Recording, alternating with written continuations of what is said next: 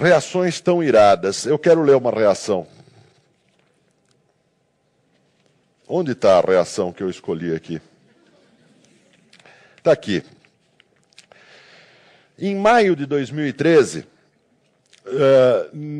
numa festa de aniversário do PT, a filósofa Marilena Chaui, que é uma intelectual engajada, fez um discurso que se tornou viral nas redes sociais. Não tinha nada a ver com as manifestações, hein? Maio de 2013, foi antes das manifestações. Tá? A minha hipótese, posso estar certo ou errado, mas a minha hipótese é que ela diria a mesma coisa, mas gritando muito mais depois das manifestações. Com muito mais verve, sentimento, emoção e ódio. Qual foi a frase que eu destaquei? Eu destaquei a frase que ficou viral nas redes sociais. Marilena Chaui disse o seguinte, isso está no YouTube, quem quiser pegar no YouTube é só pôr a primeira frase, eu odeio a classe média, coloque Marilena Chaui, eu odeio a classe média, vai aparecer no YouTube, a cena é interessante, porque é uma cena que envolve uma carga emocional extraordinária. É uma peroração de ódio poucas vezes vista. A frase é mais ou menos o seguinte, eu odeio a classe média, mas não é assim como eu estou falando. A classe média é o atraso de vida, a classe média é a estupidez. É o que tem de reacionário, conservador, ignorante, petulante, arrogante, terrorista. A classe média é uma abominação política porque ela é fascista. Ela é uma abominação ética porque ela é violenta. E ela é uma abominação cognitiva porque ela é ignorante. Muito bem. Eu não vou discutir o conteúdo da frase. Daria uma palestra o conteúdo da frase. Mas eu não vou discutir o conteúdo da frase, vou apenas fazer uma observação. A frase é de uma ignorância histórica extraordinária. Eu vou fazer duas observações. A primeira observação, Marilena Chaui é de classe média. Mas não é só que ela é de classe média. Ao longo de toda a história, líderes políticos traíram a sua própria classe. A coisa mais comum na história é de líderes políticos traírem a sua própria classe. Então, o problema não é ela ser de classe média. É que a vida toda dela é uma vida que se organiza em torno da classe média, que são os intelectuais, acadêmicos, professores universitários, funcionários públicos. É só em sociedades suficientemente ricas, suficientemente abundantes, que vivem numa certa abundância, que surge uma camada social que ganha a vida falando e escrevendo coisas. Não é? Gente como ela, gente como eu, pessoas ociosas. Não, é verdade. Pessoas ociosas que não precisam carregar tijolo, porque existe uma riqueza social suficiente para sustentar uma classe tipicamente de classe média. Esse é um dos setores mais típicos e característicos da classe média, que é o setor dos intelectuais. Essa é a primeira observação que eu faço. E eu acho que essa observação ajuda a entender de uma maneira pouco convencional por que ela odeia tanto a classe média. Tá? É um ódio aos seus pares, é um ódio a ela mesma, é um ódio a um modo de vida. Tá? Agora, o mais importante não é isso. A classe média nunca foi base do fascismo. A base do fascismo, isso não é uma questão de debate. Tem coisas que a gente pode debater onde existem divergências de opinião. Tem coisas que a historiografia já decidiu, onde não existem diferenças de opinião. A base do fascismo sempre foi o lumpenproletariado. Sempre foram os pobres, desempregados, atingidos por crises sociais, que perderam, vamos dizer assim, a sua forma tradicional de ganhar a vida, que perderam o chão econômico no qual viviam. Essa é a base tradicional do fascismo. Os fascismos sempre foram, na história, sempre partiram de movimentos de massa. Mussolini chegou ao poder à frente de um movimento de massas. O nazismo, que é aparentado do fascismo, chegou ao poder com base num movimento de massas. E esses movimentos de massas não eram movimentos de classe média, eram movimentos dos pobres. Eram movimentos dos ex-proletários, dos subproletários, dos proletários expulsos do proletariado por crises econômicas muito sérias. Isso não é só no passado. Se você tomar o partido muito parecido com um partido fascista que existe na França hoje, o Partido da Frente Nacional, criado por Jean-Marie Le Pen e hoje dirigido pela sua filha Marine Le Pen, e você olhar para as manifestações desse partido, você vai ter o mesmo desenho sociológico que você teve nas manifestações de Mussolini. Se você olhar para os mapas eleitorais da França, você vai ver que a base de votação desse partido da Frente Nacional é o leste da França, é o cinturão industrial decadente do leste da França. São as regiões industriais que se tornaram anacrônicas, com fábricas e fábricas que fecharam as portas da região leste da França.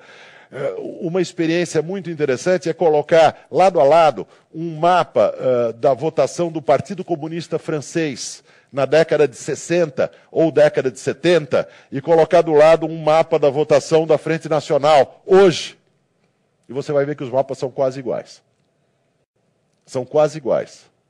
Aqueles operários que votavam no Partido Comunista Francês, no tempo que as suas fábricas funcionavam bem, são os filhos, hoje, dos operários que foram demitidos, que perderam seu emprego, que não têm mais os meios de vida, que passaram para o subproletariado e que votam hoje na Frente Nacional, que votam hoje em Le Pen.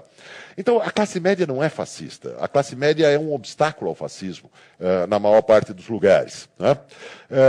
A classe média ela é extremamente variada e, portanto, do ponto de vista político, você vai achar a classe média votando para partidos de esquerda.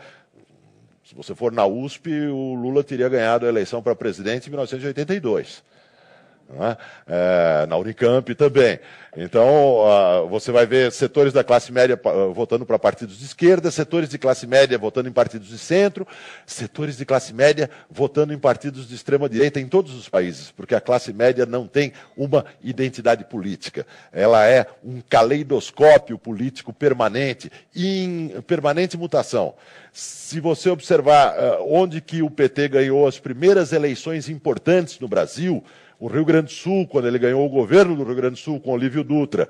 A cidade de São Paulo, quando ele ganhou as eleições para a Prefeitura de São Paulo em 89, com Luiz Erundina, você vai ver que os votos, o núcleo duro de votos de Olívio Dutra no Rio Grande do Sul e de Erundina em São Paulo foi a classe média.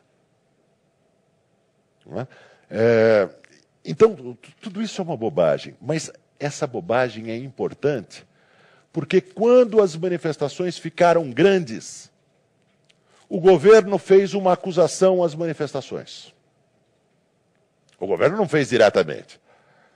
A presidente Dilma Rousseff saiu na TV falando que os manifestantes fortalecem o país, etc, etc, etc, como um presidente deve fazer.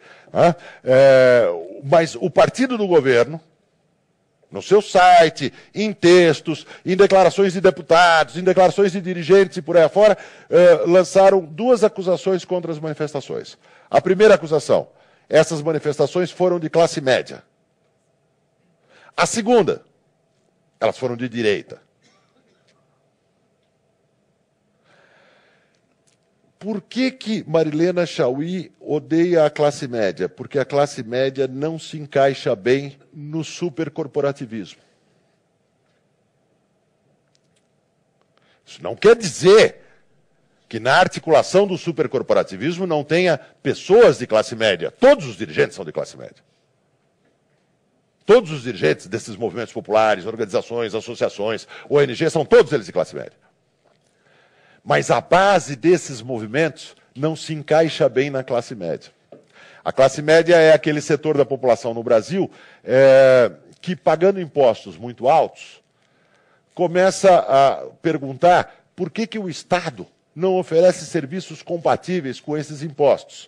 A classe média é aquele setor da população no Brasil que não põe os seus filhos na escola pública porque ela está arruinada. Em alguns casos, não põe seu filho na escola pública porque está cheio de pretinho. Também existe isso. Não vamos fazer aqui o elogio da classe média, que é bobagem igual a da Marilena Chauí. Mas boa parte da classe média, cujos pais fizeram escolas públicas, que eram boas escolas no passado, para de pôr os seus filhos na escola pública, porque bom, o vidro está quebrado, a professora não dá aula, nada acontece e o aluno sai lá sem saber ler. Então ele paga uma escola privada e paga caro, mas ele paga imposto, ele sabe que aquele imposto devia fazer uma escola pública decente. A classe média é aquele setor da população que compra seguro de saúde privado.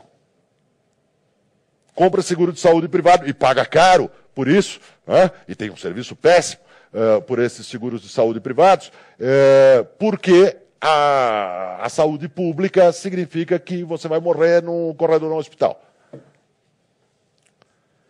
Então a classe média, depois de 10 anos de pedagogia do supercorporativismo, começa a falar de coisas que o Brasil esqueceu. Direitos públicos universais, educação, saúde, em troca do meu imposto. Só uma última observação sobre esse problema da classe média. Quando a gente diz que foi a classe média que saiu na rua nas manifestações de junho, eu não estou sugerindo que tenha tanta gente rica assim no Brasil. Classe média é um conceito sociológico extremamente diversificado.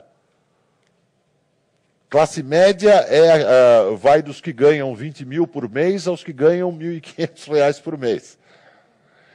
Hoje em dia existe uma conversa no Brasil que 800 parece, né? É a nova classe média. Enfim, o Brasil está ficando meio louco. Mas a classe média envolve tudo que... vamos dizer assim, na sociologia mais bobinha, que mede classes por renda, é chamado de classe A, classe B, classe C e, às vezes, a classe D. E nas manifestações, qualquer um que foi nas manifestações numa grande cidade, ou prestou atenção nas fotos e nas imagens dessas manifestações, percebeu que você tinha todo esse caleidoscópio, essa variação imensa de classes médias na rua. Você tinha a minha filha, classe média alta, de uma escola privada de São Paulo, e você tinha a moçada da periferia da chamada nova classe média, que estava na rua também. Então é o vasto setor da classe média que estava na rua, com um detalhe. Segundo uma pesquisa muito interessante do Instituto Datafolha, 72% dos brasileiros disseram, no meio das manifestações de junho, que apoiavam os manifestantes. O que é de se esperar. Quando centenas de milhares de pessoas saem nas ruas, isso indica um espírito do país. Nunca a maioria do país sai na rua. Não conheço nenhum exemplo disso na história. Mas quando tanta gente sai na rua, isso indica um espírito que também está na casa das pessoas que não saíram nas ruas. E isso ficou claro pelo Datafolha, 72% apoiavam. Ou seja, alguma coisa muito importante aconteceu em junho, que parou de repente.